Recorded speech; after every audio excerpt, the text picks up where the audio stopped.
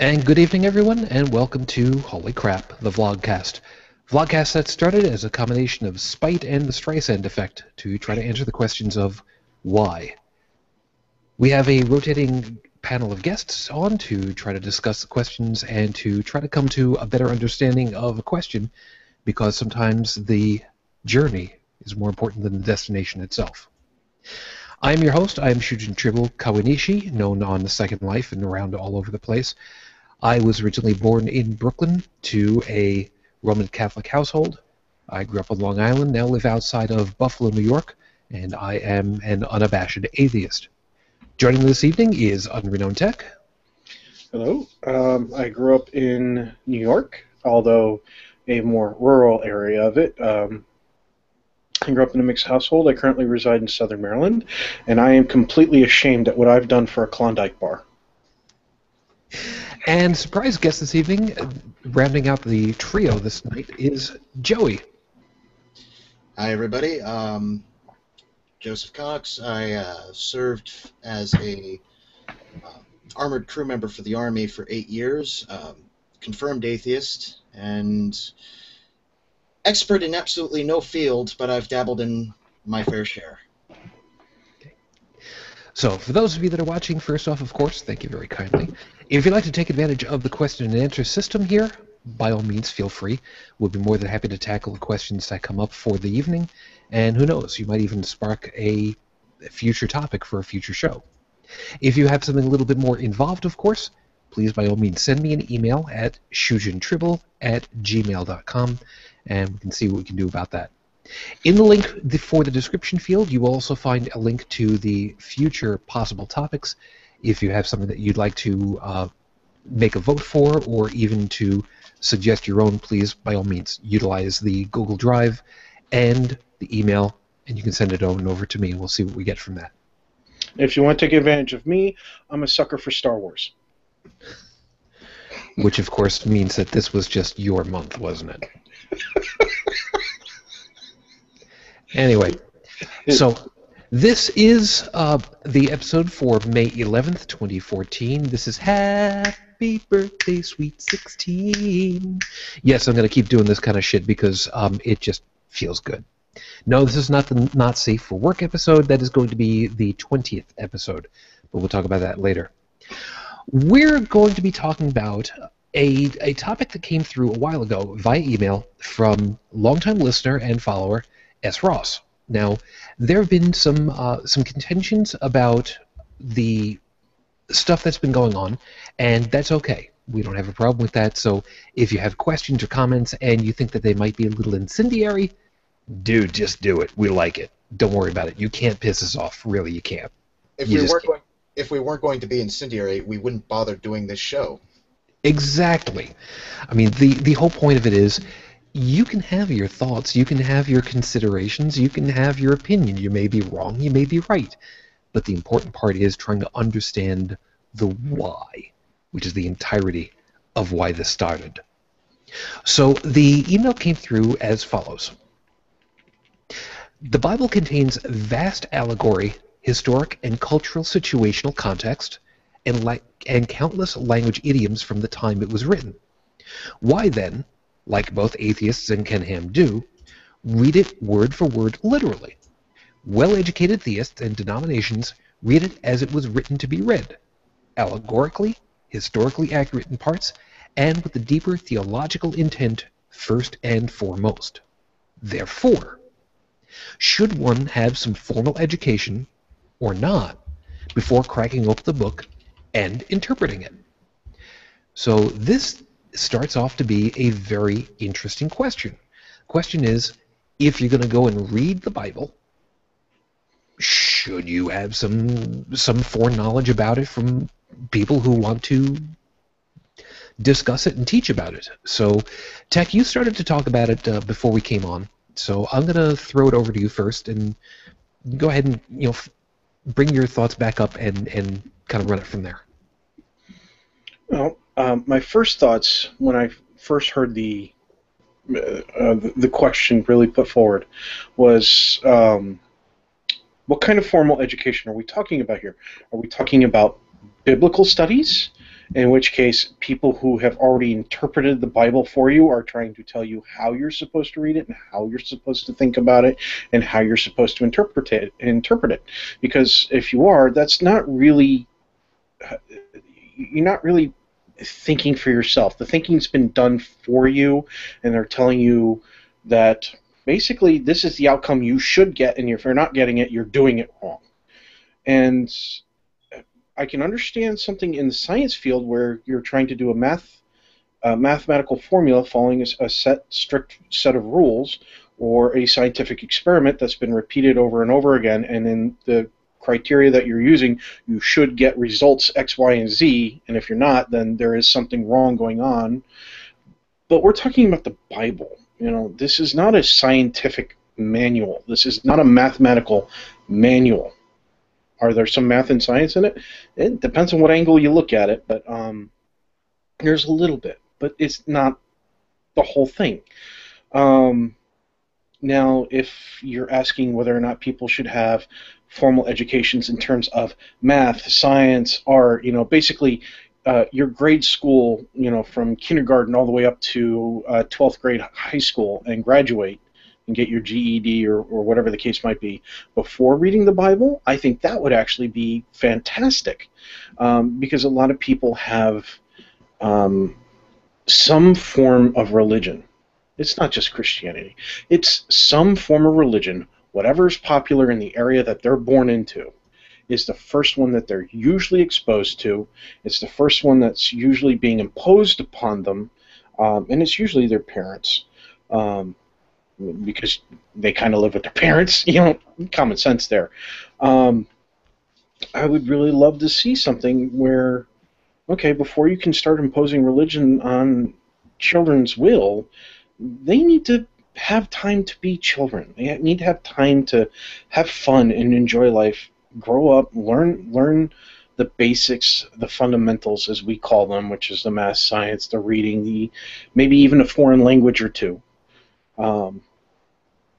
before you start throwing theology at them, or mythology, or however you want to think about it.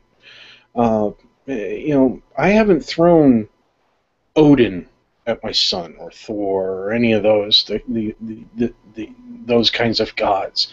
And at the same time, I also haven't thrown at him any of the Judeo-Christian God. I haven't thrown Abraham at him, or any of those. And I haven't thrown Hinduism at him, or Taoism, or Taoism. He's asked about God a few times, only because the fact that when he asked about why lightning makes a big boom, instead of receiving the answer of how it actually works, his mother, who doesn't understand a lot of science or math or much of anything else really, answered, God made it that way. To a fundamentalist, that's probably a perfectly good answer. To a somebody who's a Pentecost, I can't say it, but they're probably very happy to hear that answer. But for somebody who wants to learn how the world works, that's not a good answer. That doesn't explain how it makes that boom. So, yes, I think a formal education of the basic fundamentals of our educational system, granted it's not the best in the world, but we could do a lot worse, should be given a chance before people go, oh, you can't teach them evolution. It's because the world is only 6,000 years old. You know what? Let them learn about evolution. Let them learn what the science community has to say about it, because it takes time to understand that. Okay? And then if they have all the understanding about that, and they go and look at the Bible, and they end up believing in your, or any holy book for that matter, and they've already had that educational background, and now you introduce them to religion, and they end up believing in your religion, well, gee, isn't that what you expect to happen in the first place? Why not let them have the education to begin with? Should be interesting. Joe, I know that you've got yourself muted at the moment. Were you going to go ahead and chime in at this point, or? Yeah, I just kept myself muted because of, I don't know whether or not I've got background noise coming at you guys. No, so far you're doing okay. So go right ahead. Or what's his name? I'm not going to say I try to be as anti-inflammatory as possible. Shujin, you know me as well as anyone. That's kind of hard for me to do. But in regards to the idea of teaching the Bible and all that, look, I've got absolutely no problem with you raising your kids and teaching them, you know, what you were taught as a child and what you believe in. But at the same time, give them the chance to decide for themselves. Teach your kids about your family's religion. That's mine did. But my mother to this day still looks at me and says, you know, I'll pray for you, or God bless you, or whatever, despite knowing that I am, you know, completely and totally a non-believer at this point. But she respects me enough as a human being to never, ever, ever try to start a fight. I mean, not the kind of person my mom is to begin with, but other people and other members of my family, minus my brother,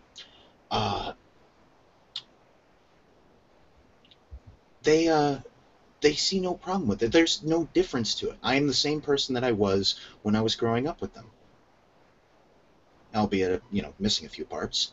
But let your kids decide for themselves.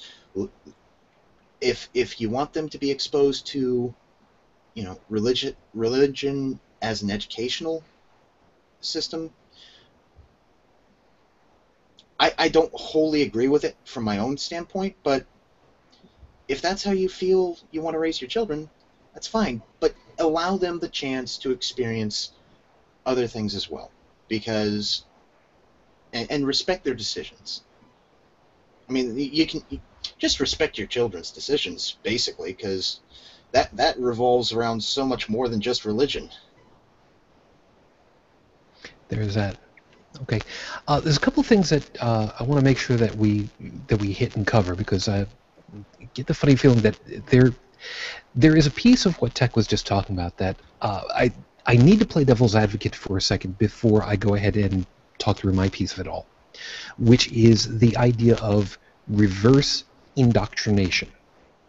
Now, there are going to be some people who are staunchly religious who would say that the stance of make sure that you do not teach religion of whatever facet until science, and then allow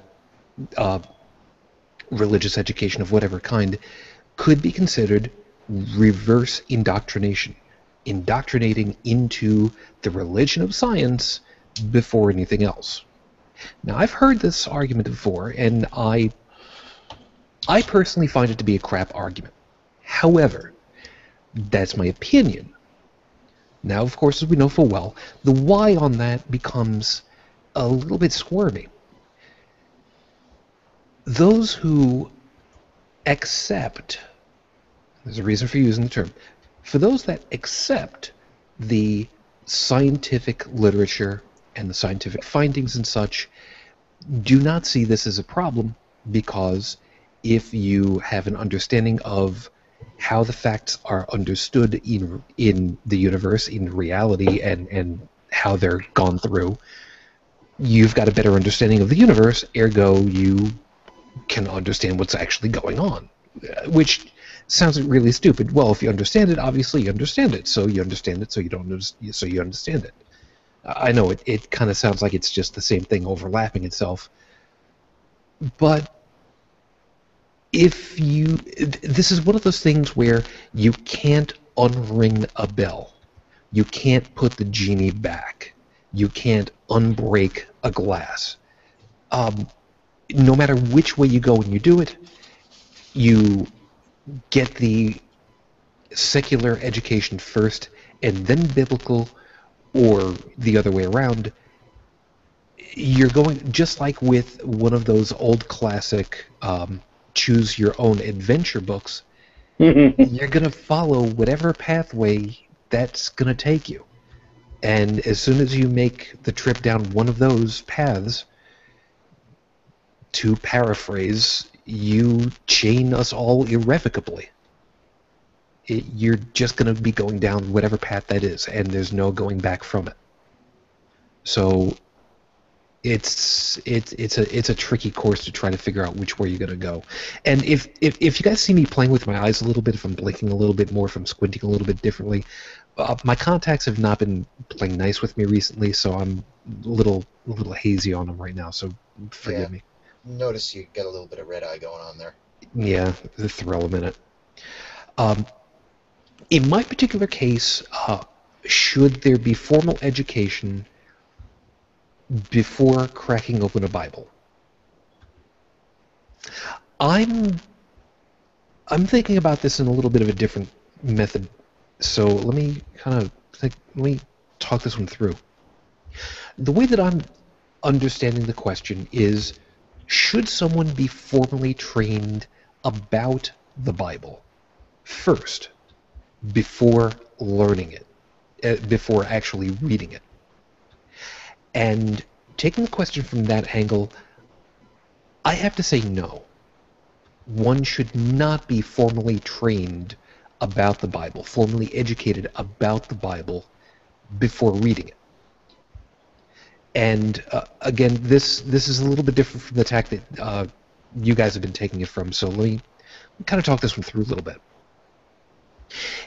It's been assumed and taken as gospel. Forgive me, I'm not trying to be cutesy about it. It's been expected that the Bible is the inerrant word of God, spoken on high, transcribed by man, re-transcribed over and over and over through the ages by man.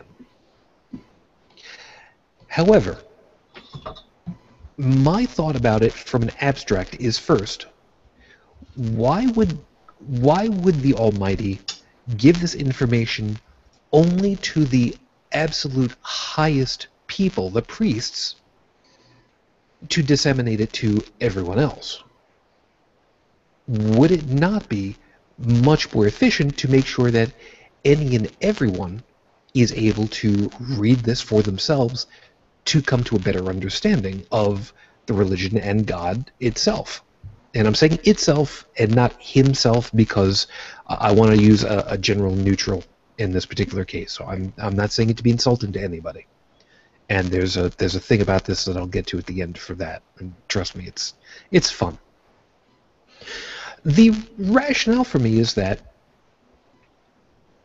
if the book is supposed to be there for everyone to know God and its ideals and its history for humanity and the planet and theoretically the universe and reality as we know it, should not simply anyone be able to say, I want to learn God? This is his text. This is how we're supposed to learn him. Good. Let me learn, without needing someone else to speak the telephone. Another fallible person explaining the information first. Now, obviously, as was said, if the problem is that it's written in idioms and some historical, some allegorical, some creative license, whatever the case may be, that now brings into the question of just how factual is the book itself. And we know full well there are a number of situations that are spoken in it which are antithetical to reality. I mean, speaking about how bats are birds, for instance, is no. We know that is factually erroneous. Bats are mammals, similar to humans, and birds are descended, genetically speaking, from the dinosaur lineage. They are effectively modern dinosaurs, and that is something that is traceable genetically. It's information that we can use science to figure out through genetics. So if you start to run into this problem, should you be formally educated about the Bible? No. No, 100 times no. Because if someone tells you this is what the Bible is going to say and this is what it means, well, whose interpretation is that? Is it right? Is it wrong? How can you possibly know? And if you read it with an open mind, if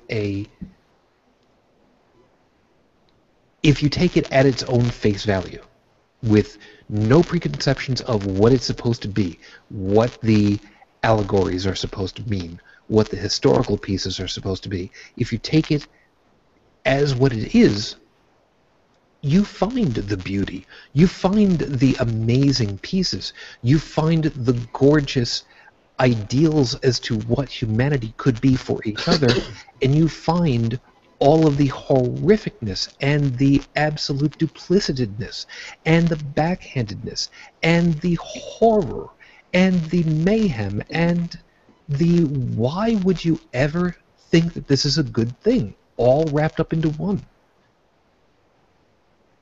And that's when people can actually look at it and go, this is supposed to be a good thing? Yeah. Before we kind of rebut back onto this, we've got a question that was asked, and Marin, by the way, thank you for watching. I'm hoping that you're still watching. We don't get a list of who's watching. We just occasionally get a list that says number of people watching is 0, 1, whatever. Marin is asking, how do you go on live? It's a good question, Marin. As a matter of fact, Tech and I were just speaking about that just before the show. I'm looking into a way for people to be able to do that. However, because of the way that Google Hangouts operates, this is something that I'm being very cautious about, because I could theoretically invite almost anybody on, but having the control to moderate that and to manage that is going to be a little bit difficult for me. So I'm trying very carefully to figure out how to make that happen. But it is still something that's in the works. So don't think that I'm counting you guys out.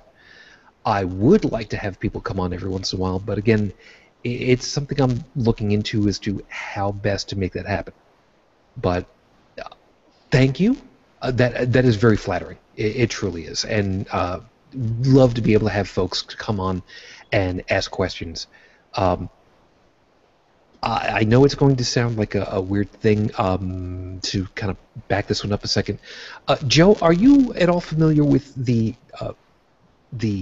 TV show The Atheist Experience of Austin? No, actually, I'm not. I don't know whether this is a blessing or a curse, but I have not actually followed general television in the last 10 years. I've heard of it. Isn't that the one with Matt Dillahunty? Yes, it is. All right, the reason why I bring that one up is that they have people call up to their show all the time, and they just take callers, bang, bang, bang, bang. Sometimes a few, sometimes many, depending as to how things go. But I would love to have the opportunity of having a section of the show specifically dedicated for people to come on with us, ask a question, and have us banter it through really quickly and see what we can go from there. So we can certainly see about that. Yeah, Joe. Well, something that I had mentioned before when we were dealing with when you guys were dealing with some of the questions, is that there is something that is lost in translation when you simply ask a question via text, as opposed to asking a question vocally, because... Yeah, I've brought that up with some of Ross's questions in the past. The active, not the questions that he or she has emailed to us, but the ones where they've actually appeared in the live Q&A section before, based upon the wording of the text. And some of it was, well, if I was somebody who was very insecure with myself, I would probably take a deep offense to the way this is worded. But at the same time, I'm much. It's not that I'm above that. It's I've had much better education at interpersonal communication. I actually paid attention in classes and things like that, and I know that all this stuff I need is not there. Yeah, exactly right, Joe. You've hit it exactly right. There's a huge difference that can be taken from the actual interaction versus just the straight out text. Yeah, because somebody could type something out, and here's the thing: it's not just that it might be missing your inflection, but the person who's reading it may inadvertently attach a inflection to it themselves as they're reading it, and it could be something entirely different from what was intended.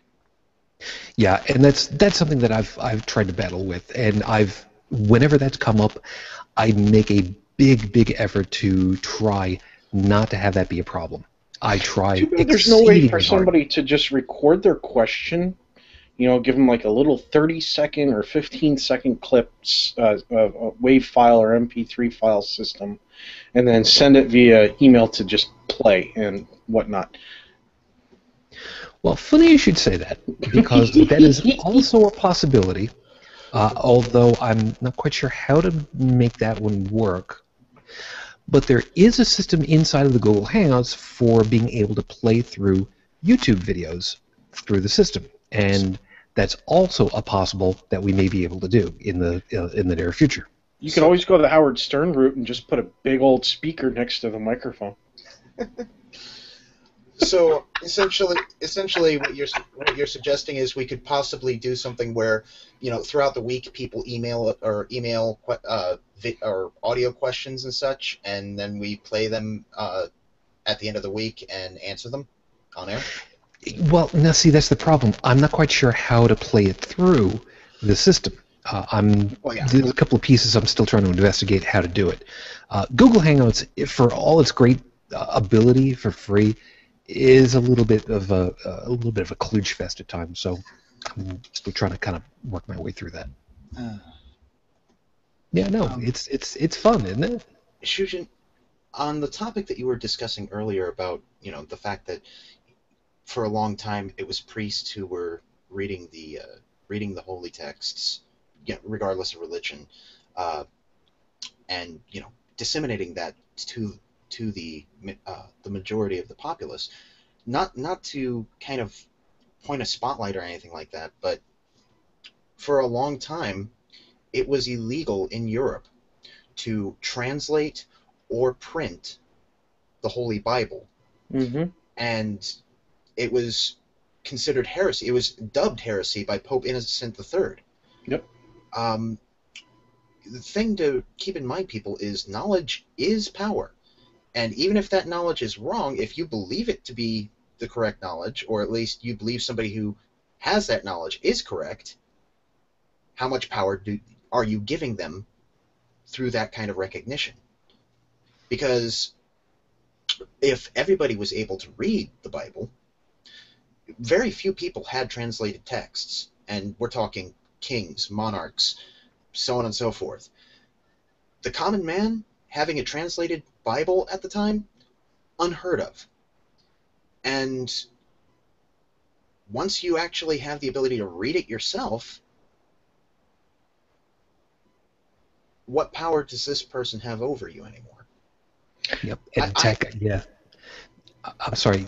Go on, Joe. Well, it's just that I'm a strong proponent of the idea that religion did serve a purpose back before we had science, back before we even had religion truly predates most forms of government. It was, in fact, a form of government. It was a form of making sure that everybody had a common set of laws, a common set of morals, and that people weren't trying to kill each other. Well, wait. Well, at least people from your group weren't trying. Okay. I was going to say, because they would flout the Bible as saying it's time to go to war. If you don't believe, then you're not for your country. Yeah. the Crusades. What are those? But wait. They actually did a book on that concept called The Jester. If you haven't read it, you got to read it. It's fantastic. Yeah. But it was really a way of coordinating a society of people, a group of people who lived together to keep them from killing one another. Yep. Rather than and that works so well. Yes. Yep. And funny enough, that's exactly where I was hoping that we were going to end up going. By the way, before we get into that, because that is the next why of it all, Thank you, folks, for watching the video. We're about a third of the way through the show. If you'd like to ask some Q&As of us, please, by all means, feel free. The Q&A system is up there and running. I am trying to keep track of the stuff going on over on Facebook and Twitter and the Q&A page and G+, all at the same time, as well as the email, so please feel free to take advantage of that. Email address, of course, is shujintribble@gmail.com, and all of these different areas you can find me under the name Shujintribble, all one word. Now, Joe just brought something up that was exactly right, because once you've got a localized translation that the common man can read, and admittedly, literacy was very, very low at the time in Europe, and Tech, let me bring it over to you. If I remember right, it was Germany where the first localized translations for the masses was printed up, if I remember right. Yes? The Gutenberg Bible came off, well, obviously the Gutenberg printing press. And yeah, it was mass-produced. I think there's actually a copy of it in the New York Library as basically the equivalent of a museum piece. I can't remember if it's still there or if it has been moved to a museum and it gets carted back and forth. But it is in New York. Okay, Joe, no problem.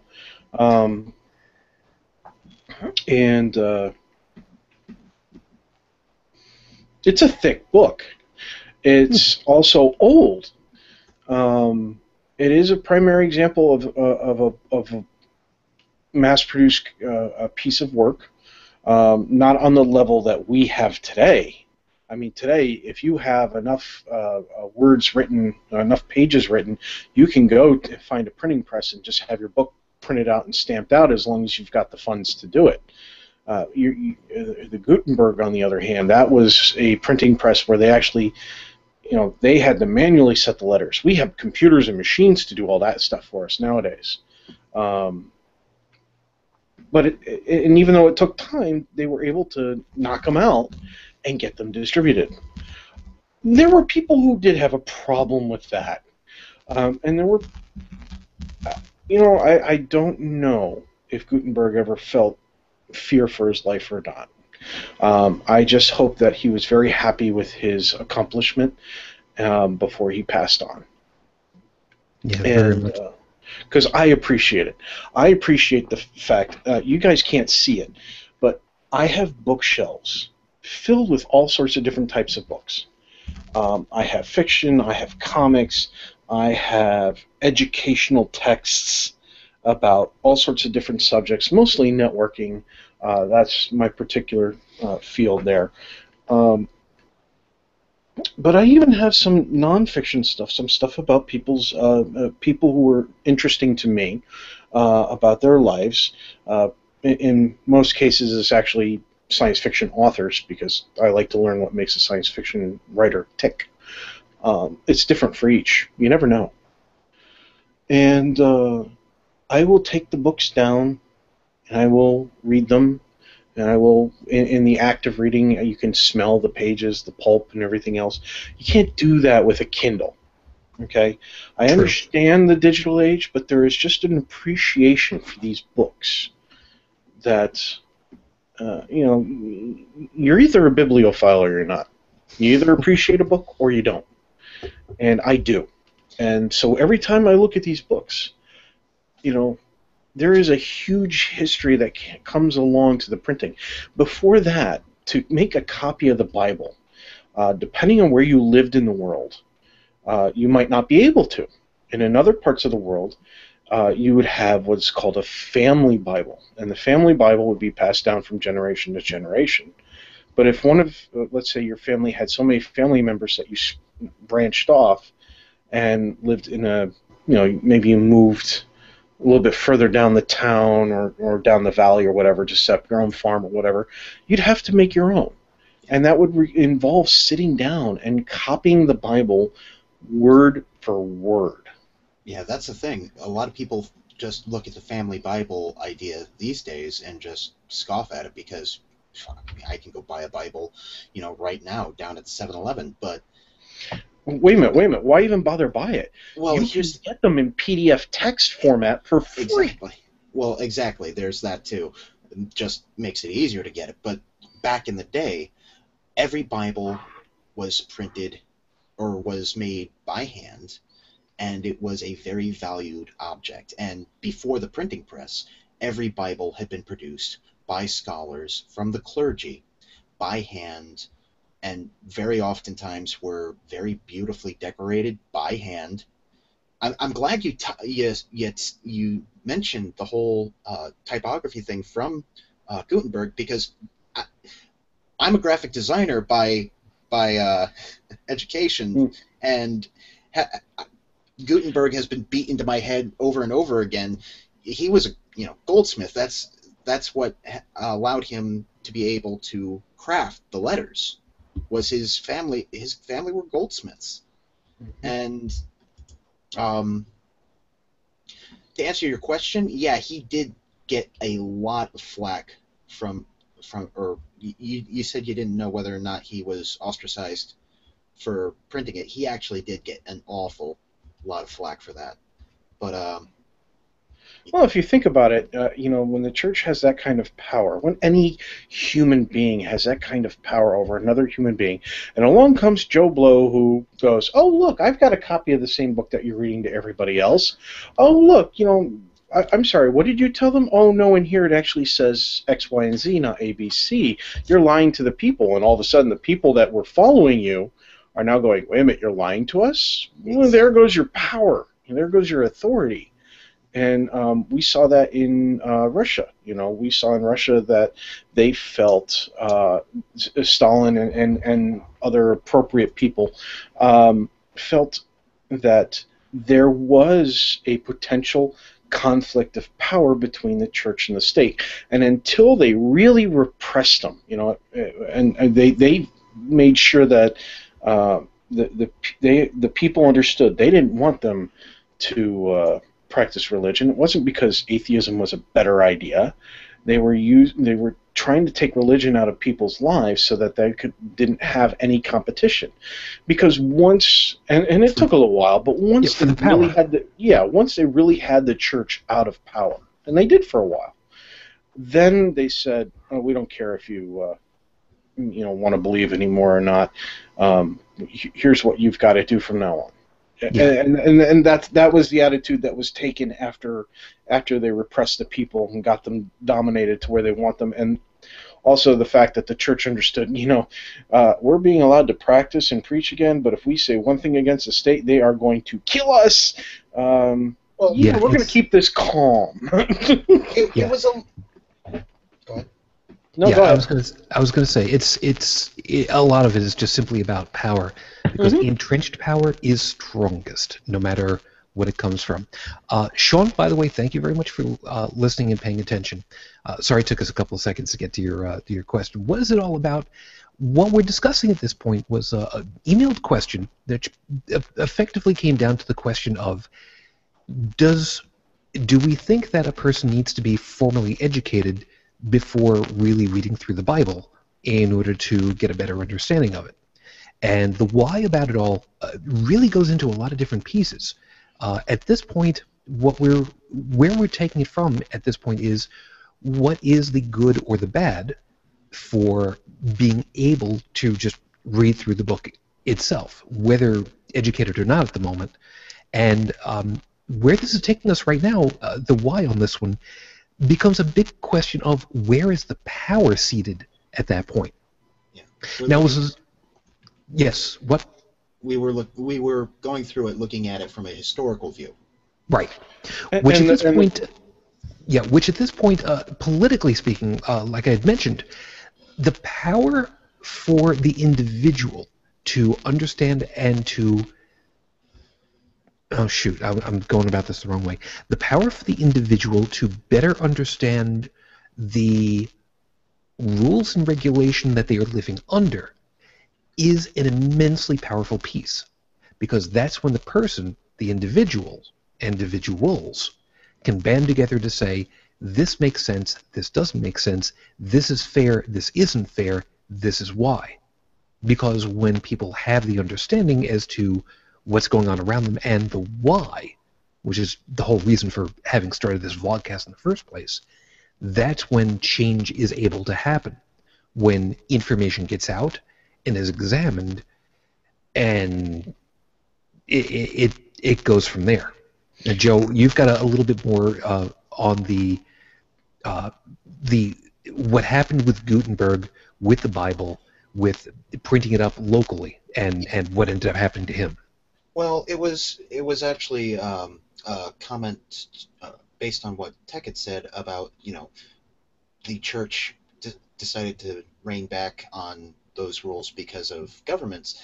Not really. What happened was that the church recognized that when the Bible was translated and was mass produced, it was available to a wider audience, and what ended up happening was a lot more of the public ended up becoming literate.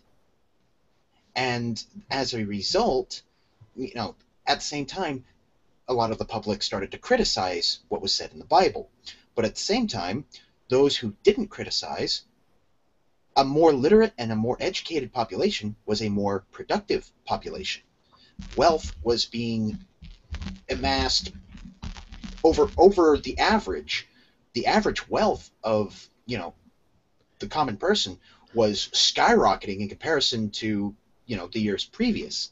And the church realized, well, hey, maybe this isn't such a bad thing, because as long as we have the patronage of at least a few of these people, we're still making more than we were when we had the patronage of a whole lot of dumb people. Right, but it still took them a lot of centuries to get to that point of getting out of the mindset of let's keep them illiterate, let's keep using that basically that weakness of theirs to get them to do whatever we tell them to do. Yeah, it was and you're right. It took them a while until the wealth became apparent between all that, and to figure out how to shoot down the dissidents that I shouldn't say shoot. That's a bad thing. How to squash the dissidents, the people who spoke out against the Bible, and make sure that they could repress that. That's the thing. Knowledge is a tide. And you can build a dike, you can build a dam against it, but that tide's going to continue to build up. It's going to keep going. And you can repress it as long as you want, but eventually you're going to run out of strength to hold it back, and it will break through. Yeah. Now I want to talk a little something about the Bible itself. I want to specifically go back to Genesis, because it is the beginning of the Bible at large. It is one of the stories that is, for the most part, well versed for most people, the vast majority of people. Mm-hmm. The overall story of Genesis is that there's God. God decides to make the universe, make light and dark, make the planet, make the sun and the moon, usually in that order, make plants, sometimes before there's a sun, sometimes after. It depends as to which part of it is. Make all the animals, make man, put man to sleep, break his chest open, and make woman, and then there they go. Oh, look, they went against what was told to them by a creation of gods, and God didn't know it, and then said, okay, for the rest of whatever, you're dead to me, and goodbye. Now, wait, yes. you forgot something. Well, let's just drown everybody in the process later on. Well, that's. But that's still Genesis. Yes, that is Genesis. But I mean, just going with that to start off with, and I will admit straight off the bat, I am omitting a crap ton of information, and there's a good reason for it, because the minutiae really isn't that important. The general bullet points are close enough. Yeah, and we also have limited time here. Yeah, exactly so. Now, Science, if you tell somebody that this story is real, and you keep telling from the very beginning of consciousness for a new human, a child, and keep explaining this is reality, this is reality, this is reality, this is reality from the earliest times, that starts to get wired into their head to the point where it is reality, and you would not be able to change that without a lot of work. Yeah. The best analog that I could describe it as would be if you pour cement. It is amorphous, it clumps, it is wet, and it takes time to form. If you surround, perfect example, if you surround what is supposed to be an impression in the ground of a footprint or a hoof print or Bigfoot print or whatever the hell it might be, and you pour something akin to cement. It's actually latex that they use, but follow me for a second. If you They used to use plaster of Paris. Right. Okay, perfect example. You pour that into a circular mold that you put down on the ground, and it forms into whatever it is that's in the ground. When it dries, you can then lift it up out of there, turn it over, and you will see exactly what was there. You'll And see an the impression only- of it. Right. You will see it in reverse, which is effectively it is still the piece. But in order to smooth that out to better comport with reality, in order to make that accept new information, you effectively have to break it. And that analog, when you talk about indoctrination for a mind, for a brain, is a real chilling concept. Well, put it real simply, children are naturally born atheists. They have no concept of Ra or Thor or Odin or Allah or Yahweh or any of them. or the Easter Bunny or freaking Santa Claus until somebody says something to them about it. They have no idea. They're not born with an ingrained nature to suddenly believe in God. They're born with a nature to learn and accept the knowledge that is passed on to them, because in the role of our species, it's assisted in survival. Parents typically pass on survival traits. Can we survive without religion? Sure, we already have a group of humans who their entire culture is completely lacking in any form of religion, and they're fine. They have their own rules, their own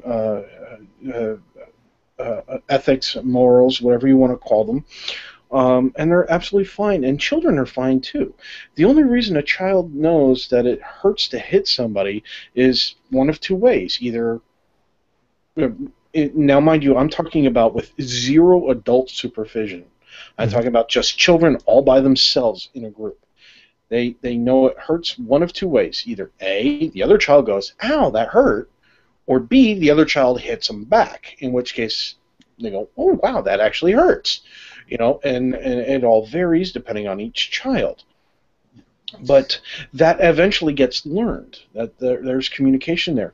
So if you raise the children without indoctrinating them in any form of religion, okay, they're going to grow up not asking about gods. They're not going to think that things are happening because of gods.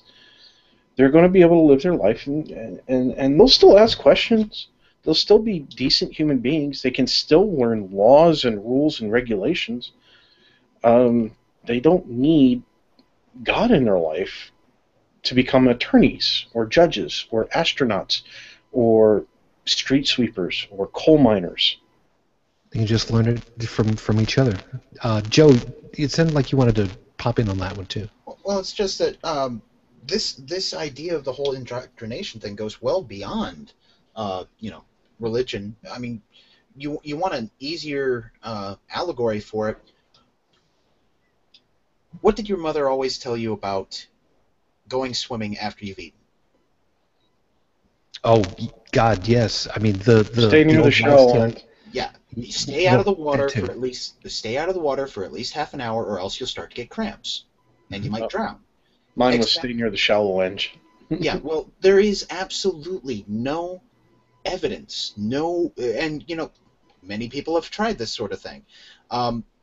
It doesn't affect how you swim or how your body functions in the water at all, period.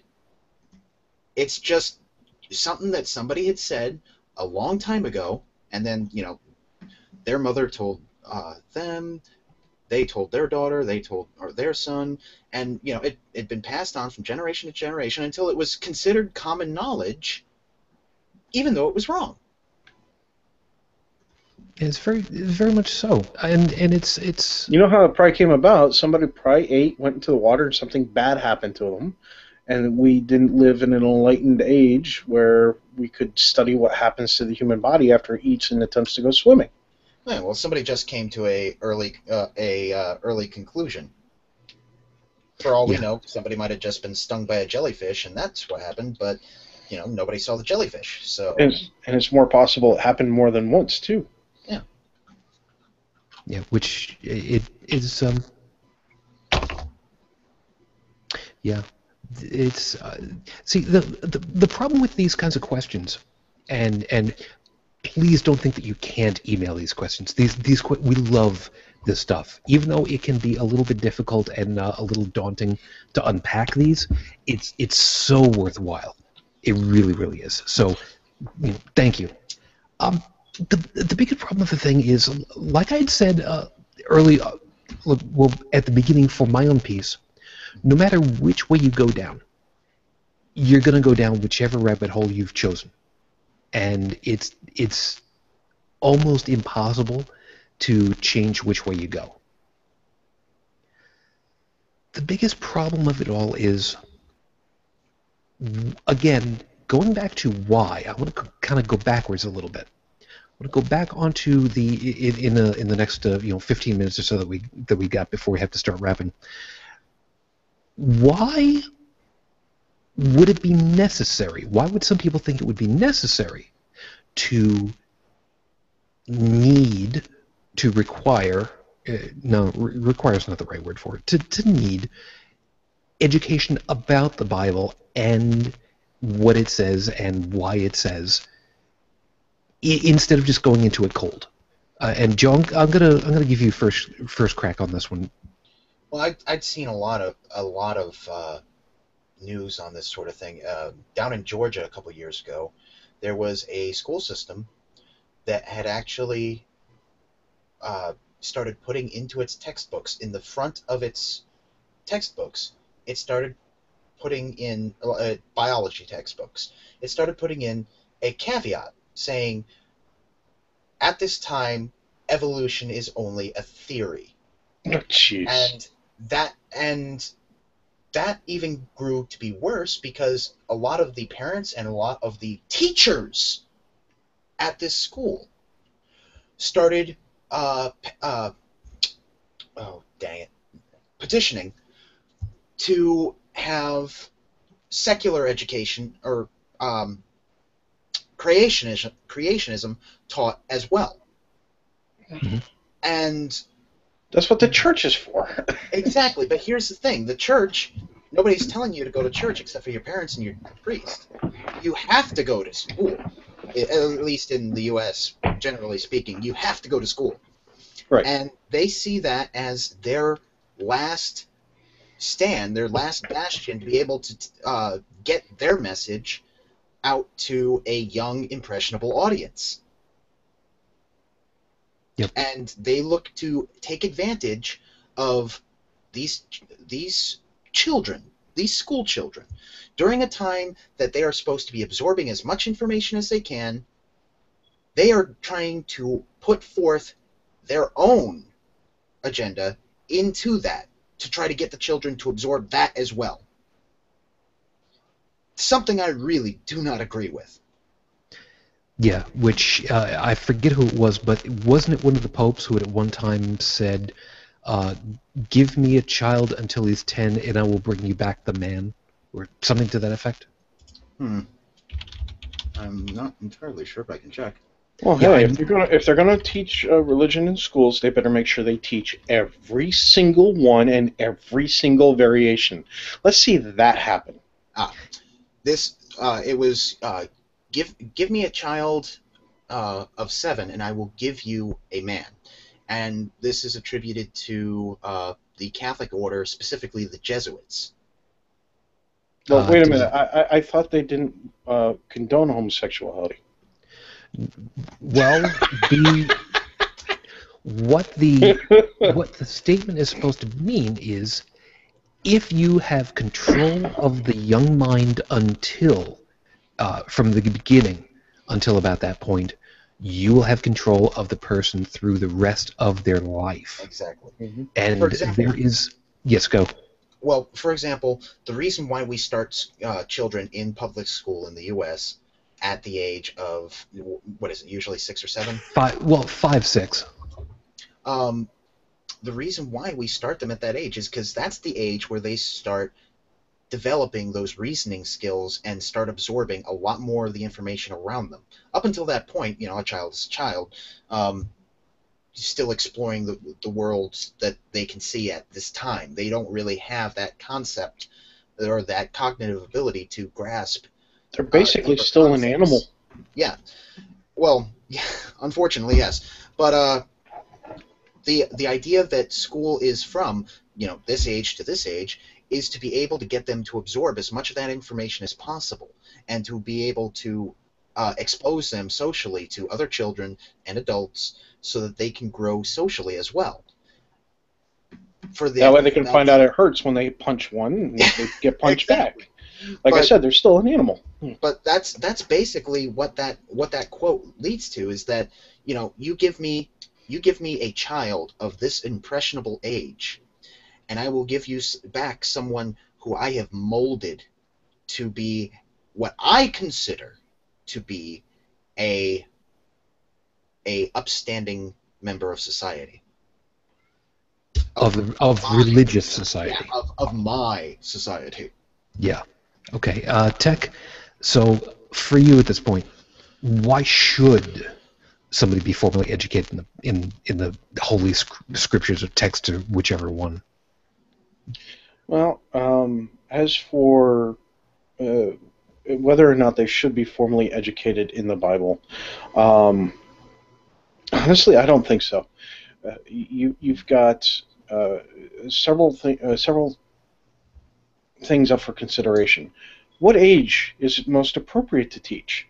Mm-hmm. What other background and knowledge have they had before they go into this supposed formal education of the Bible? And how do you go about choosing which Bible is right? If you take one person from each variation of of Catholicism all by itself has over 40, I've said it before, I'll say it again, over 40,000 documented variations of itself, not all in this country, mind you, but let's just assume 1/4 of that, so 10,000, are in this country alone. And you put them all in the same room, and they all have to say which version of the Bible that they know it to be 100% true. Okay? Oh God, I'm sorry, but I have to stop you right here.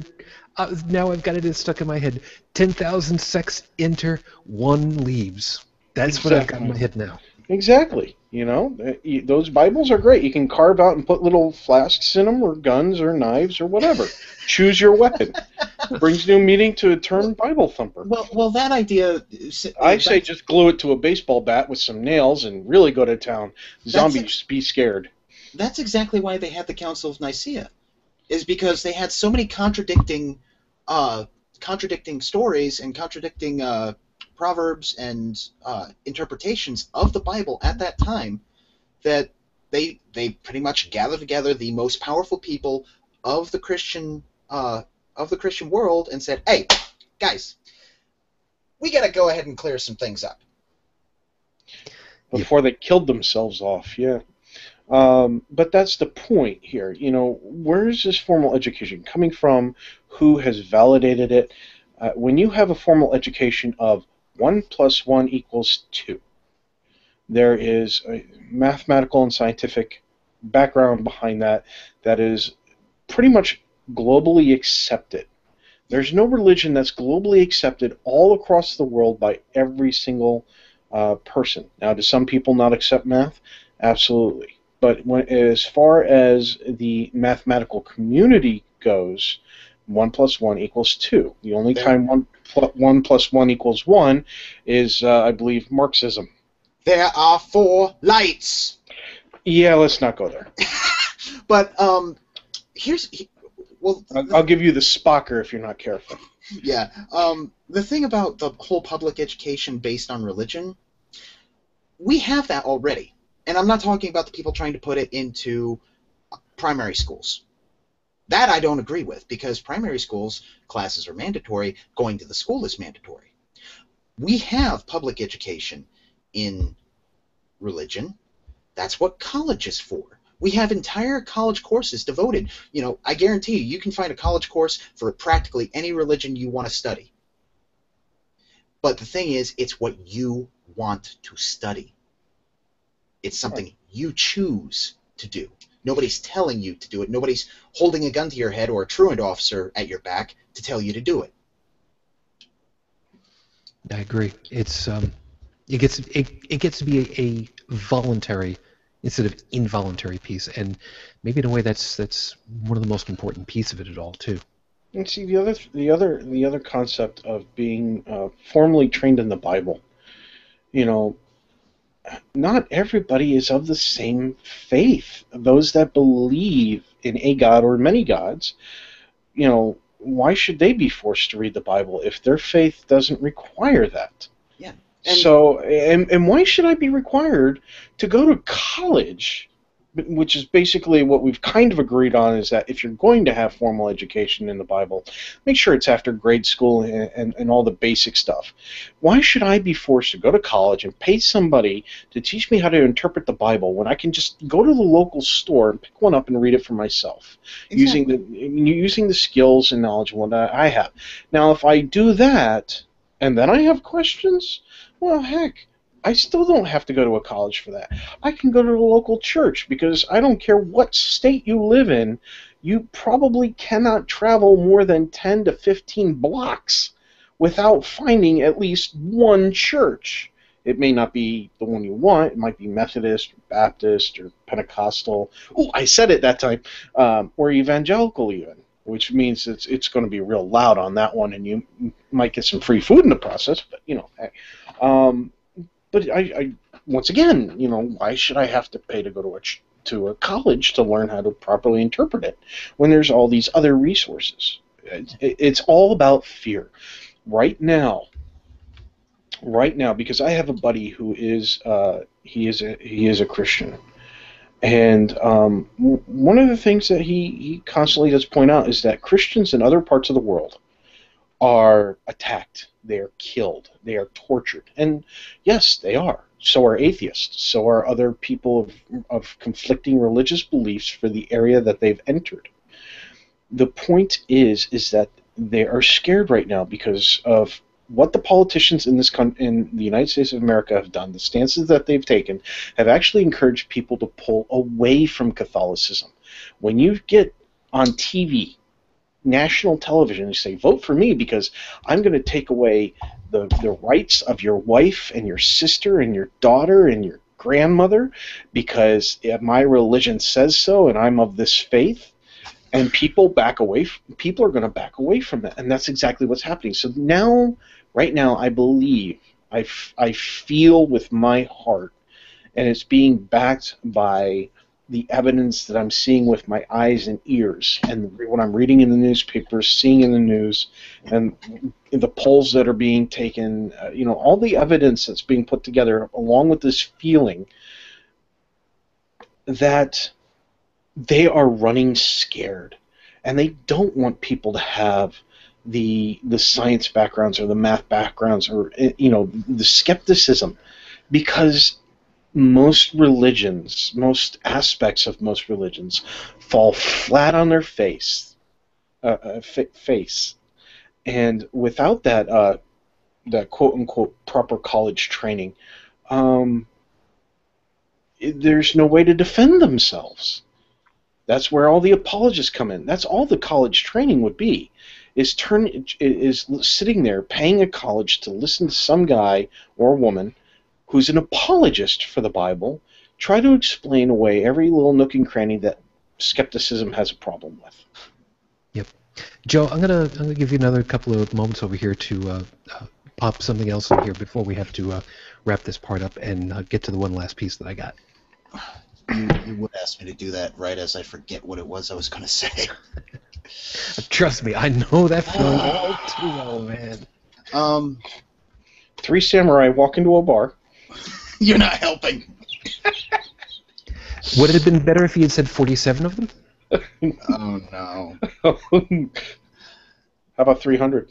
I have not watched that movie, and I don't think I will. But, I'm trying to think of what it was I was going to say. I got nothing. Well, if it was about the Bible, it could have been about rape or genocide or torture or infinite love after... Oh, Doi. What you'd said about, not everybody shares the same beliefs. Look, we don't even have to go as extreme as comparing, a Buddhist with a Shintoist or a Muslim or anything like that. Just look at the Christians. And I'm not even talking about the really radical sects like, Mormons. But could you perhaps mean some of the ones that don't accept science, like the Amish Wolverine? How many weeks is that in a row? Or even further than 16. that. You as a Christian would say that, love thy neighbor and all that stuff. But you're a Christian. Fred Phelps was a Christian too. Mm. Do you agree with how he interprets the Bible? How he feels you should perform or live your life as a Christian? Just that alone. Religion is not a universal thing.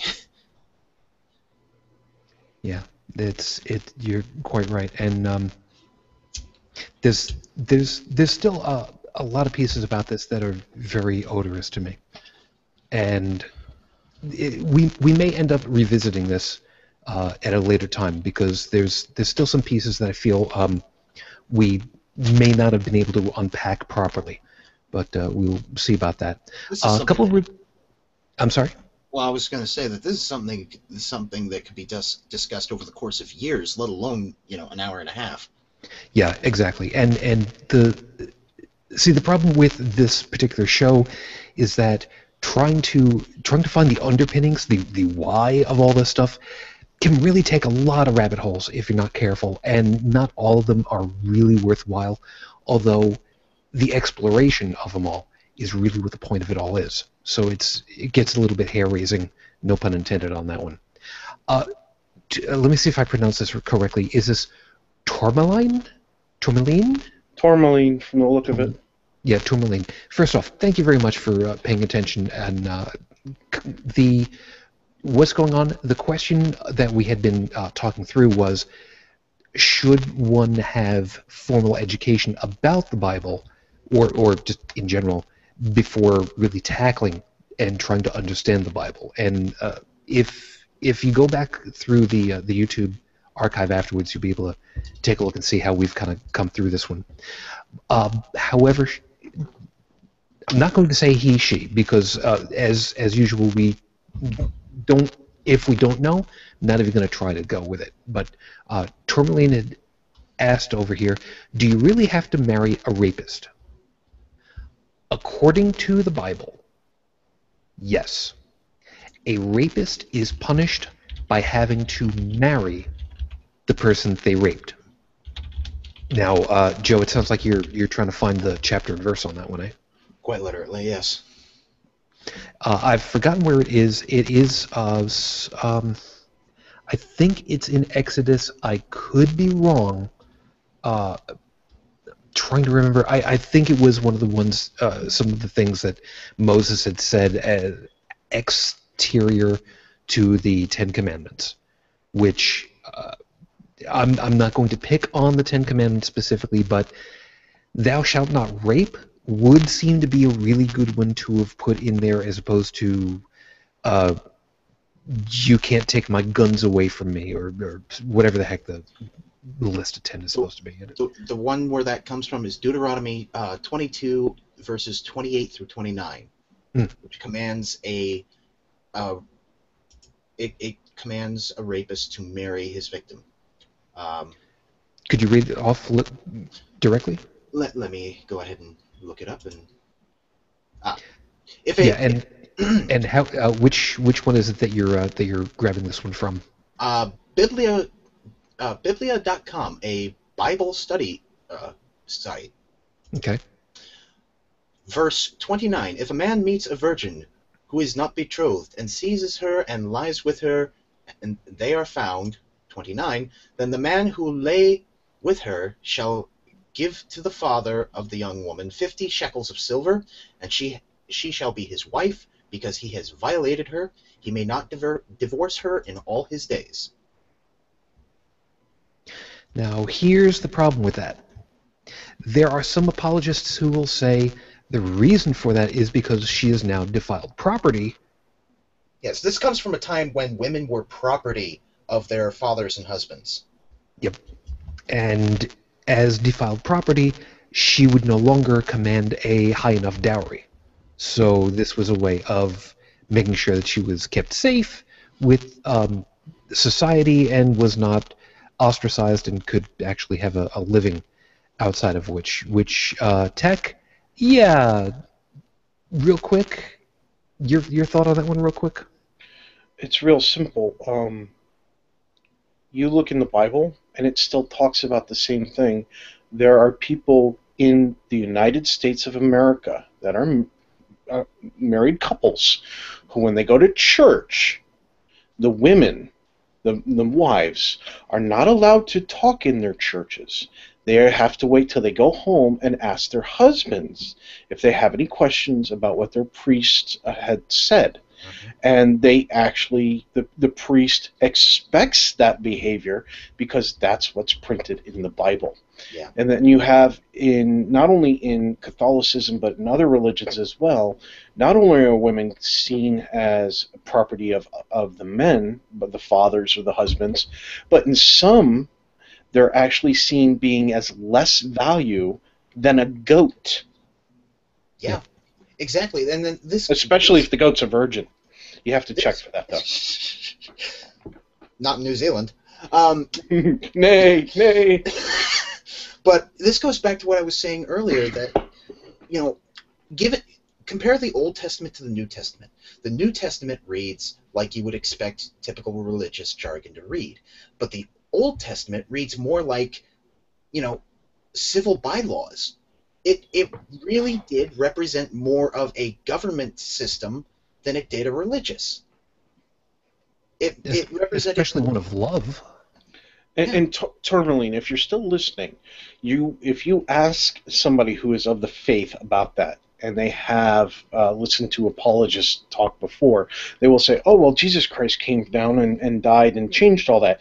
Well, if you continue to read the Bible, which we're talking about reading it without having somebody who's proficient in the Bible explain everything to you so you don't have to read it, but if you actually read the Bible, Jesus actually in several books states that he's not there to change the laws at all. He's there to enforce them. To be the fulfillment of, in some translations. Yes, in that. Granted, he may have come down to try to sacrifice himself to abolish original sin, which is what I took away from it. But that doesn't change the "thou not shalt kill" that shall, and the rape and the slaughter and the genocide and everything else. And before you ask yourself, what would Jesus do? Just remember that flipping tables and whipping bankers is not outside that purview. Or encouraging people to walk around the city and have it collapse with horns. Wait, was that Jesus? That was no, that was the Battle of Jericho. That was crap. Been That a while. was that Moses? No. Um, damn it.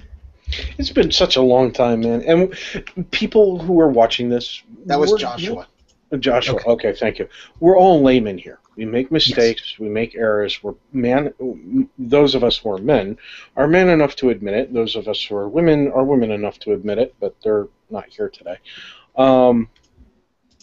And I've even admitted making mistakes in the past too, and I'll correct them if I'm wrong. So we're not experts. We're not people you would see on TV. We're not people you're going to see running for government office in most cases. Although if Sujan, if you run out, you got my vote, buddy. Well, Shuchin and I are already running in, what was it, 2024? Something like that. Yeah. Yeah. Vote, Murray Treble. He's running for vice president because he knows his job will be secure then, because nobody's going to even want to. Plenty of people are going to try to shoot me. Nobody's going to succeed because A, I've been shot, didn't take, and B, I'm armed.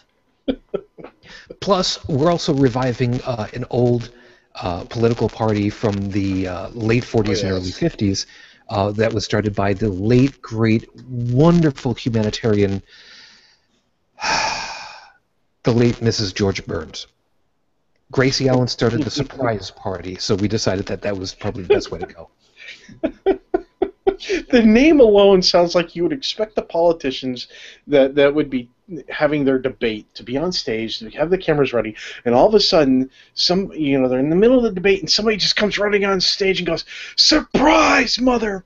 and drops the F-bomb, while in a suit and tie, and just, I'm here for the debate. And Okay, calm right down. Who the hell gave you my plans? In actuality, I believe that the best way of doing that would probably be to have somebody come out in a giant Pinkie Pie outfit with an actual working party cannon, shooting streamers all over the place. I'll let you handle that one, Shujin. How about a Bozo the Clown suit? No, because then we have to ask Mr. Garibaldi to kindly get off the stage so I can get things done. We need to dress you up like the Joker. Don't ask me. I'm getting the evil eye. I'm getting the stink eye. Oh, God. And to our friend who is writing to us in either some script, Asian of some sort. It appears to be Korean. Hi back. I do not know. However, thank you for watching. We appreciate it. I apologize if I am wrong, however. Keep in mind, most of my experience with Oriental language comes from the fact that I spent 2 years in South Korea as a soldier, and that's where a lot of my influence for that comes from. I could be wrong. It looks Korean because usually Korean is boxy like that, but then again, this could just be the digitized version of another language. I might be wrong. Yeah, it's like when you see Russian either handwritten versus being typed on a computer screen, there's some angular areas to what would normally be a very fluid script. I'm not very good at reading Russian or speaking it just because I haven't had practice in a very long time, but I've always loved how it looks on paper after it's been written. It's just wonderful flowing and curves and everything else. There's a beautiful art to many languages. Japanese as an example. Just hell, English language just using calligraphy looks gorgeous to me. Oh, and Shujin, to answer your confusion earlier, tourmaline is female. Okay. Well, then thank you very much. I'm going to take the last couple of moments over here to talk about something that has come up recently. That if you were watching me over on G+, you would have seen me make mention to it. I don't usually talk about a lot of stuff that goes on in my real life that is a day-to-day kind of thing. I'll talk about some of the bigger things. For instance, the fact that I've been a widower for fast approaching onto the 9-year mark. That my daughter is doing wonderfully, even with everything else. The Ride for Roswell, which is coming up, which I gotta get a little bit more going on that. However, something had come up the last couple of days that I made a post on G+, and it's odd. And I'm not gonna quote anything or any particular person, but if folks want to go ahead and look me up and look at my listings over on G+, you'll be able to figure this one out pretty quickly. What ended up happening is that over the last couple of years, I've noticed what would appear to be a disturbing trend towards religious entitlement encroaching into my daughter's public school. And not at the particular school level, but at the district level. From 3rd grade, when my daughter had found out that the 5th graders, the last year in her school, her elementary school, every year near the end of the school year, they have a sleepaway day where they go to a camp and they learn some skills and do fishing, go out on boats, or that kind of thing. And is this the one I heard about on Wednesday night? Part of it, yes. Okay. And for 2 years, she had been looking forward to this. I mean, really looking forward to this. And then when the time finally came for the stuff to come around for us teachers, for us parents to sign off on, the stuff came through, and I'm just like, okay, well, you know what? Let me look up about this place, because the permission slips got all the things that say when are you going, when are you coming back, how is transportation provided, who's going to be there, where are they going? Mm-hmm. And I went and I looked up the information about the particular place, because I was like, where is this actually going to be? And that's when I found out that the name of the place that was on the permission slip was not the full name of the place. Okay. And it turned out that the full name of the place included the name that was on the permission slip, but also Bible study retreat. And that's when, things started to go up in my head of, whoa, wait a minute, what? And I sent, my concern off to her teacher, who said, if there was any kind of, wrong stuff going on, I'd be the first one to raise up a problem about it. And from what I remember hearing you talk, you actually took a relatively calm approach of, okay, they may just be using the space. Exactly that does right. happen. Exactly and right. And I thought that was very mature of you. Right, and that was the piece that I took of it. If they're just renting the space, and that's it, no interaction from the staff and whatnot, no proselytization, I could get away with letting them know that I think this is a bad idea, but giving them the benefit of the doubt. She came back afterwards, had a great time. She'd opened up the nightstand, and, well, there was a Bible in there. She had opened it up to a random spot. She correctly explained to me a scene that she had read, which turned out to be the Battle of Jericho with the trumpets, and I was able to properly identify that from the way that she described it, and I let them have it, because if you're going to be renting space in a Bible retreat, the least you should do is remove the Bibles. I let them know full well I did not appreciate that at all. But I let it go. Now that she is gone from there, I'm going to be finding out, are they continuing to have it there? Because that's a red flag. Yeah. Now, come forward a year, 6th grade. Moved up to the middle. And the chorus concerts are going on. And I'm listening to some of the pieces that are being performed. And some of them are really good. Some of them are a little bit more complicated than I think the kids were ready for, but be that as it may. But I would guesstimate 30 to 40% of the music that was sung at the previous concert, the spring Easter concert, were very specifically religious in tone. In words, in descriptions, in story.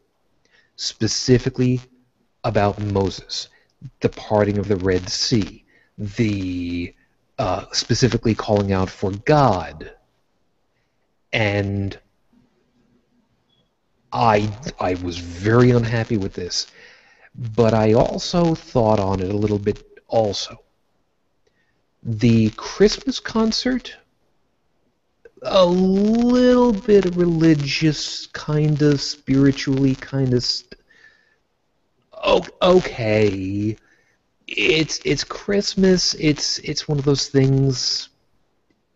I don't really like it, but it wasn't a lot. All right.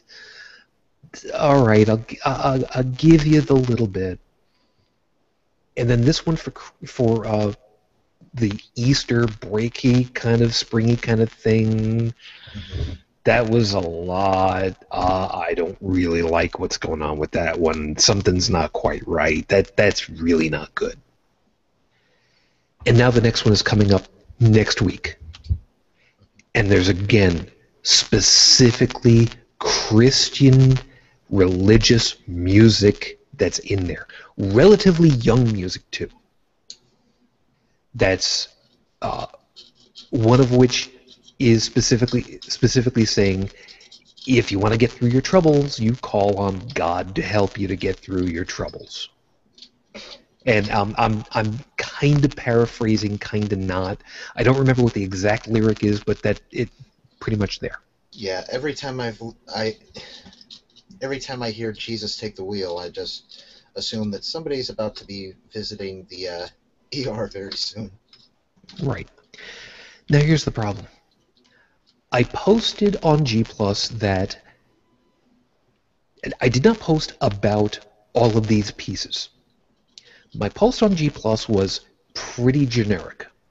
I think that there is a pattern that I may need to talk with the school district about religious encroachment. And I put the hashtags of do the right thing, what is the right thing, scared out of my mind. And the first response that I got back about that one was that very accusatory. Why aren't you going to let your daughter get a full and robust education? Are you not going to let them teach the Bible as literature? What about the title for East of Eden? Are you going to allow her to understand what that's all about?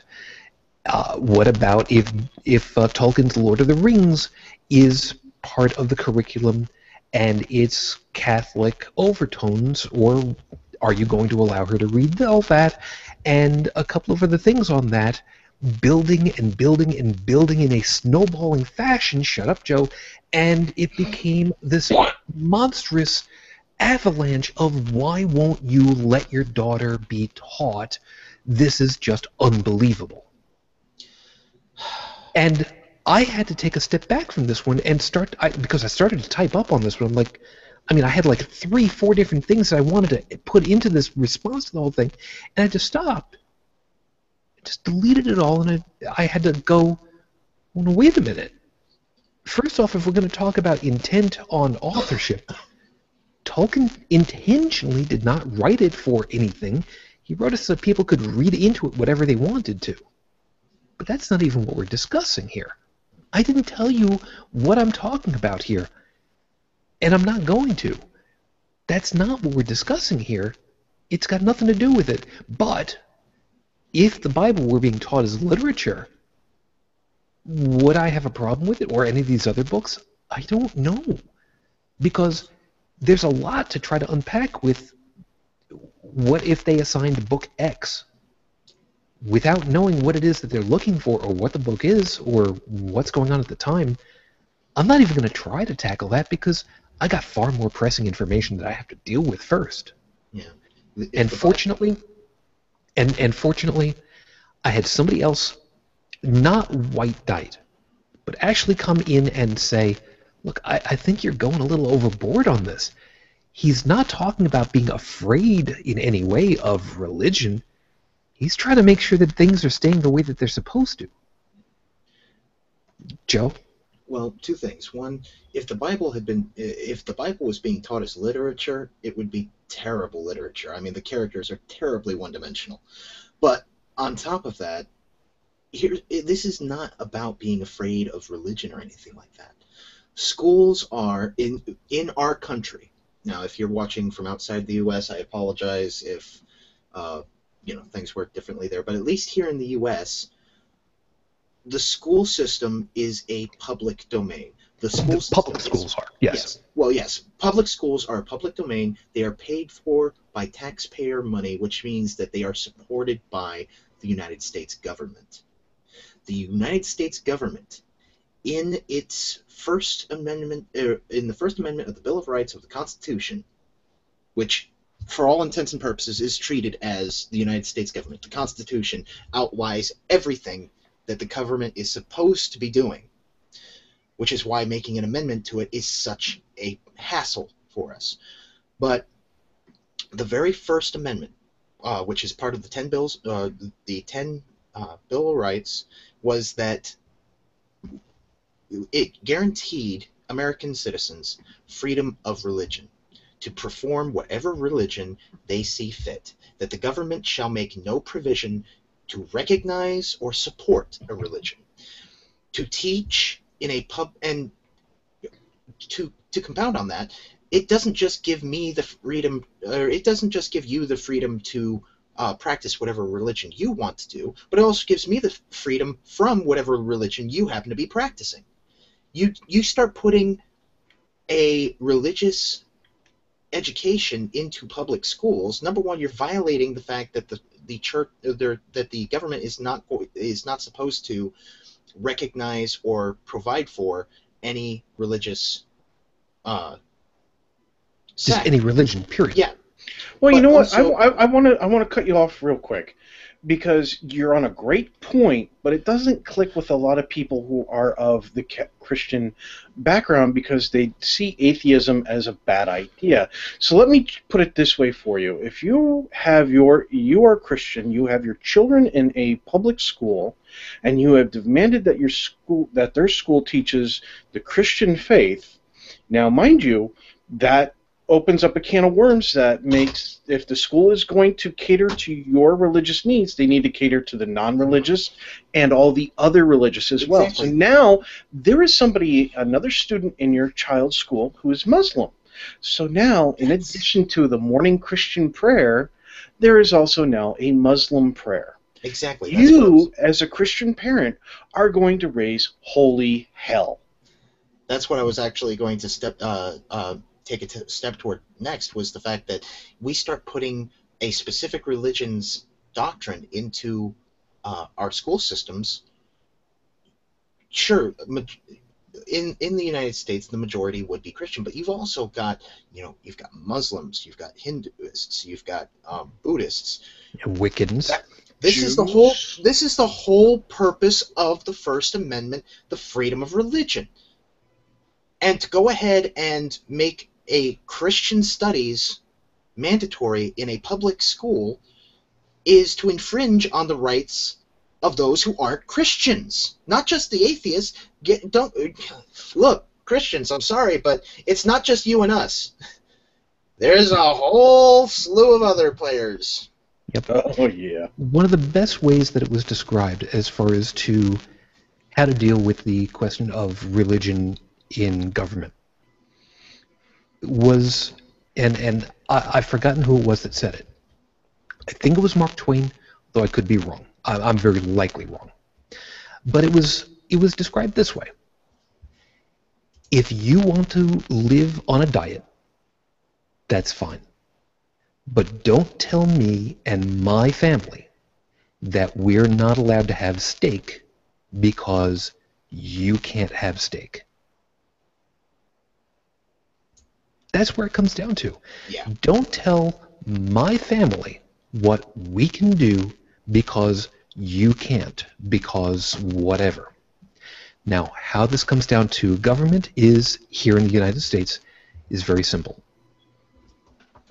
Government cannot assist or hinder the free exercise of the individual through its own action, which means any governmental agency is not allowed to take sides. If you go to sleep, where is religion while you're sleeping? There is no religion happening while you are sleeping. Government is supposed to do what it does without consideration for any religion. If they want to stay open on a Sunday, that is their choice. They're not supposed to be bound, and there's the rub. Supposed to be. The founding fathers, while they were still alive, passed treaties and laws that said to the effect, we are not in the business of religion and never should be. The treaty with Libya was a prime example. It was passed unanimously by people who were the founding fathers, who were still alive. Unanimously. This country was not founded in any way on the Christian religion. The religious, what was it? Virginia's Statute on Religious Freedom, which was an immensely powerful statement, fits on an 8.5 by 11 sheet of paper. And if you look that one up, it basically says, we're not supposed to be involved in religion, period. And if any government of this people should come back later and say differently, you're abdicating your responsibility. In a nutshell, he came down and said, if you try to change that, you're doing it wrong. And that was Jefferson. Yeah, and that's the thing that keeps me up at night, is that our country was founded not on the idea of religious freedom or, freedom from tyranny, but on the express matter of personal individual liberties. That is why we have so many amendments speaking of the individual in the Constitution. Yes, and that's where the biggest difference came with our country versus many, if not all, previously. Exactly, and what frightens me the most, it's hard for some people to hear a veteran speaking poorly of his own country, but unfortunately I have to call my own country out on this, and if I don't, somebody has to. That's kind of our responsibility as American citizens. We are supposed to question our government. But the idea that the government has found many a way to circumvent many of those liberties just in the last couple of decades, and they've actually gotten you to applaud them as they do it. One of the things that I think is a founding principle of this country is the idea of the fair and level playing field. Or battlefield, take it however you like. The bottom line is, when everyone has an equal opportunity, when no one has an unfair advantage to begin with, when no one is given a handicap to start off the play, everyone has the equal opportunity to say, this is what I believe, and this is why I think my idea is better. And people can gravitate one way or the other as they see fit, without interference external. The government is supposed to be around to lay down the sod, to put out the stakes, to lime out the playing field, and to smooth out the rough edges, and make sure that everybody has room to play, and nobody has the high ground or the low ground. Yeah. And everyone plays equal. Yeah, and before anybody tries to say that, yes, there are different opinions in our government, but it's the majority that gets that wins the vote, and so on. In regards to voting for a particular representative, yes, you're right. You're absolutely right. But in regards to liberties, freedoms for and from something, our government has repeatedly stood up to say, even if this would benefit this majority, if it so much as hinders one American citizen, we cannot allow that. Tech, I'm going to give you your last stand on this one before we just close up shop now. I love my country very much. I fear my government, not because I should fear my government. My government should fear me and the power of my vote. But our government, the United States of America, the government, has been taking those votes and choosing to manipulate them. Am I declaring that there's somebody going into the House of Representatives and manipulating votes and things like that? No. What I mean is that they've been manipulating through lies and scare tactics and other such means that are in many ways legal, though unethical. And it's a case of there are many people who either A, choose not to see it, B, can't see it, or C, just, they don't pay attention. It's not that they can't see it. It's not that they don't want to see it. It's just they've got other things that's going on in their lives that take a lot more focus. And granted, I can understand that to a degree. Yeah, flies under the radar. Exactly. There is a lot of legislation that gets passed under the radar. And when I see a news article popping up going, hey, did you know that Comcast is sending tens of thousands of dollars to each and every member of the FCC that's on a particular panel working on net neutrality? Guess what? That gets my attention real freaking quick. And yes, I'm going to speak out on Facebook or Twitter. I'm not so active on Google Plus in that respect. But and then I have friends and they go, why is this a big deal to you? Why is it a big deal to me? Because it impacts my life. Think about it. If I want to visit Facebook, but they haven't paid Comcast X amount of dollars, and so now I can't either A, I can't visit it, or B, if I do, it's going to go at the speed of an old 14.4 baud modem. Guess what? I grew up with those things. I grew up with a 2400 baud modem. I remember those days. I don't want to go back to living those days, okay? And if you haven't lived those days, I've got an IBM PC Junior somewhere. We could relive this. I think that's a good spot to end you off right on there. Joe, last bow that you want to put on this one quick. To comment on what Tech had said, there's a lot of people who are under the impression that in any way questioning your government is somehow unpatriotic. Ladies and gentlemen, if questioning your government was unpatriotic, we'd all still be British. That is gorgeous. Bravo, sir. Bravo. Don't call me sir, I work for a living. I use sir as a respectful form. Yeah. The joke is I was enlisted, so... Okay, asshole. Thank you! And with that, we're going to get ourselves on out of here.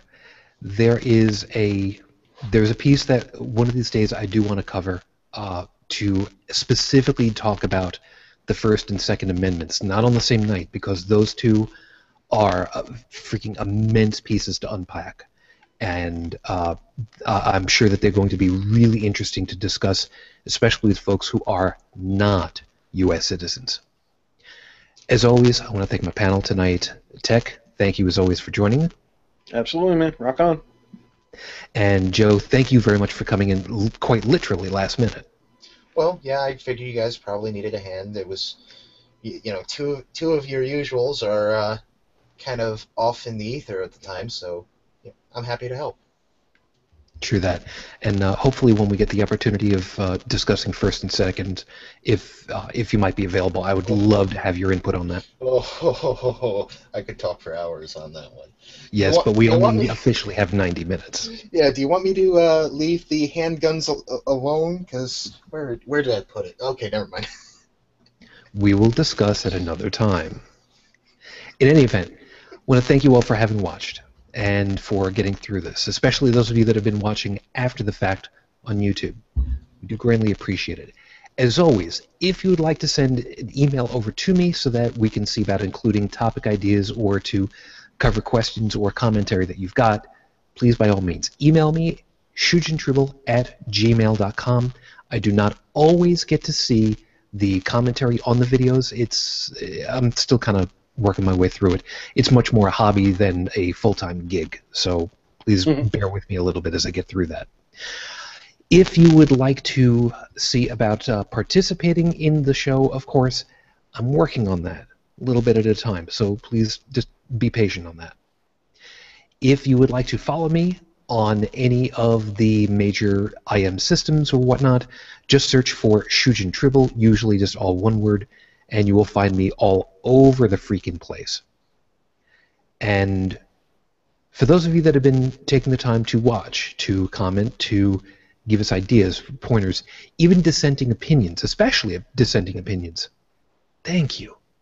Because, as I said at the very top, the whole purpose of this show is to really describe, to unpack, to examine why something is or is not a particular way. And that takes a lot of getting used to. It's not an intuitive process. It takes a lot of time. It takes a lot of creativity. It takes a lot of really trying to look outside of what we normally do. And sometimes that's not very comfortable. Sometimes it's necessary. And sometimes it's just straight out fun. So thank you for helping us with that. The next show is scheduled to be the 18th of this month, and at the moment I do not have a topic idea. However, the link to the current list of possible topics via Google Drive is in the description field, and go ahead and click into that. I will see about trying to decide on what the next topic is going to be within the next couple of days. I hope to have that ahead of time. If you follow me on Google+, and you would like to be kept specifically up to date on what's going on, please send me an email message one way or another, or some kind of a message directly on G+, on Twitter, Facebook, whatever, and say, I want to be included in the Holy Crap Circle. I want to make sure that folks get the opportunity. And I do put out the announcements publicly, as well as specifically to the Google Plus group, Holy Crap. I try not to spam groups all over the place, because that just gets too damn annoying. I see too many of that. But thank you. There are a number of groups, a number of podcasts that you can follow. We did a show about that a couple of weeks back, where you'll be able to get better information, other information, and I want to specifically call out and thank Thomas and the Bible. If you have considered learning about the Bible, listening to someone read the Bible with commentary, Thomas and the Bible is the way to go. It is a slog. It hurts in a lot of times. But getting through a lot of this is what's given me the impetus to really go and do this show. It's really, really important to understand it, especially if you are some root of Christian. It's a big deal. We will look forward to seeing you guys again another time, possibly next week, or if you're watching this from the future, as soon as you click into the next video. As always, it is my grand pleasure and my honor to be doing for you guys. As always, Matane Fujin, dream of me.